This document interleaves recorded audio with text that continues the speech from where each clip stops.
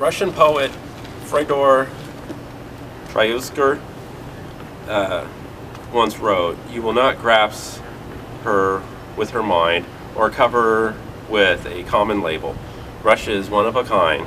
Believe in her if you are able." Any Russian culture is a lot more different than anywhere else. Any business person going to Russia for the first time will be in for a big culture shock. Through this presentation, we will go through all the different aspects of the Russian culture. Hi, I'm Sean Eckert. I will be discussing the language phrases and gender roles of the Russian culture. When greeting somebody, saying good morning, you're going to say Dobre Vucha. To say good afternoon, you would say Dobe din. For good evening, you would pronounce Dobe večer. To say please, you want to say Pazhalusta. And then to say thank you will be Spasibo. Gender roles in Russia are a lot different than it is in the United States. Their roles are more traditional. It's more conservative. The men go to work and the women stay home, take care of the house and the kids. That's not to say women don't work.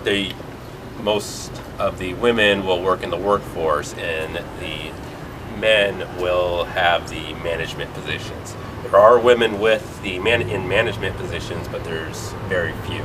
With that being said, chivalry is mainly expected out of people. You will always get the door for them, pour their drinks, light their cigarettes, everything of that nature. Okay, now to go over gender and age roles is Jessica. Hi, my name is Jessica McNeil, and I'm here to present to you business customs in Russia regarding typical formatting of business transactions and meeting with respect to their specific gender and age roles. As Guy Archera, journalist from the World Guide newspaper, suggests, you've landed in a strange place where everything is moving at a frantic pace and yet nothing ever seems to get done. Welcome to Russia. Women are a large part of the corporate structure and the Russian workforce. In the United States, where women are in high-ranking positions, this is not a common occurrence for the women of Russia. Men are in high-level positions and tend to make the final decisions. But it is known that Russian women are the ones who stand back and prepare all the needed and supportive work. Although they prefer face-to-face interaction, a lot of business communications are done through letters, memos, emails. Whenever you correspond with Russia, be sure to translate all of your documents from English to Russian. This will expedite the reading and processing and ensure quick response. Be sure to be straightforward, professional, also include detail and a lot of punctuation and keep sentences straightforward and concise. Nonetheless, a few things to keep in mind. One is to not let yourself get too frustrated, as negotiations can tend to be very lengthy. Second, a firm handshake is much appreciated and a trust-building tool to ensure them of your confidence in them. And my last suggestion is that you participate in the ceremony of presenting and receiving business cards. This is especially important to them, not something to take lightly. And here's Stephanie to talk about currency and professional dress code in Russia.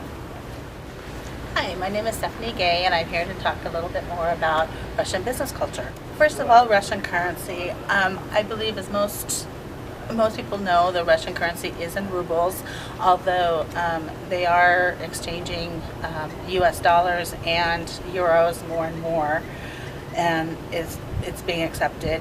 Something to note is that when you are beginning to conduct a business with your Russian counterparts, is you'll want to have not only an interpreter but also an intermediary who can help you through the bureaucratic hoops of establishing business and continuing to conduct it. The intermediary will help protect your interests and help you understand when your Russian counterparts are trying to use tactics that will try your patience. You'll also want to note that what would be considered bribes in the U.S. are considered normal costs of business in Russia and can take 5 to 10% of your profits in order just to do the business with your Russian business counterparts.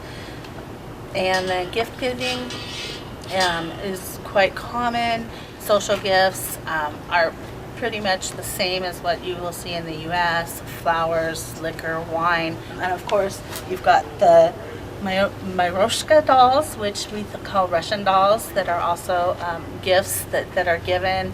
Business dress is still very formal in Russia. The men and women tend to stick to darker colors, more muted. Women are still are preferred to be in skirts instead of slacks, and their clothing tends to be very high quality. Russians spend more per family households than any other country on their clothing. Women do, with their darker colors, do tend to add a pop of some bright color here and there, either with their shoes or handbags. One thing to note is that in businesses owned by younger people and of those in the tech industry, is that you will see in the lower levels of management and with the employees, you'll see more casual clothing. You still won't see t-shirts and jeans, but you will see maybe sports shirts without ties and without suit jackets. But upper management will still wear quite formal business suits.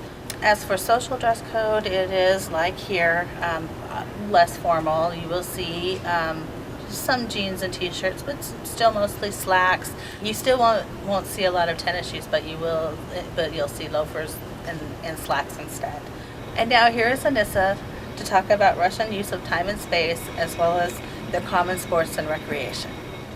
Hi, I'm Anissa Ronning, and I'm going to talk about typical food and entertainment and recreation done in Russia, as well as some things to keep in mind when doing business in Russia.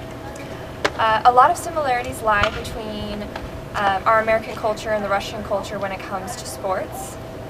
For example, in Russia they love watching soccer, biathlons, ice skating, and ice hockey. Physical education is required in all schools in Russia. Many of the school children join sports teams. Some of the most popular teams that are joined are track, volleyball, gymnastics, and basketball. Gymnastics tends to be the most popular sport among girls, and soccer tends to be the most popular sport among boys. Another sport played in Russia is similar to American baseball. It's called lapta. Russians don't have an abundance of leisure time, but when they do, they enjoy doing outdoor things like fishing, gardening, camping, taking a stroll. Another family activity they enjoy is watching TV. While many Russians in the city watch TV with their families in their homes, Russians in more rural areas have to go to a community recreation center to watch movies. They also like to watch movies in theaters, and some theaters in Russia play movies in English and other foreign languages. Food is plentiful in Russia, but it's expensive. So people like the elderly who are on limited or fixed incomes tend to eat a lot of bread and potatoes, which is much cheaper in Russia. When it comes to preparing food for guests in Russia, they tend to make a lot more than is needed to indicate abundance. A very popular food is borscht, a vegetable soup with cabbage, beets, onion, carrots, and potatoes. And vodka is a very, very popular drink in Russia. When doing business in Russia, there are a few things to keep in mind. One of which is that Russians may want to stand very close to you when they talk. Another is that punctuality is valued in American culture, whereas patience is more valued in Russia. When conducting business with other countries, the foreigners are expected to be on time for business meetings. However, Russians tend to keep their potential business partners waiting to test their patience. Testing business partners is a common thread in Russian business. If you are patient with their theatrics, it will pay off. Also, when it comes to business negotiations, Russians may want to go out to lunch or dinner to get to know you before discussing any business. Lastly, there is typically assigned seating at formal dinners. In conclusion, when considering having any form of interaction with a Russian, both in social or business setting, one must adjust to the social construct that is in place. One must adopt a much more formal attitude and treat all those involved with respect. No matter where you travel in Russia or whom business is being done with, consider how they expect to be treated and treat them as such. If you have any questions, feel free to contact me, Anissa Ronning, through Canvas. Spasibo!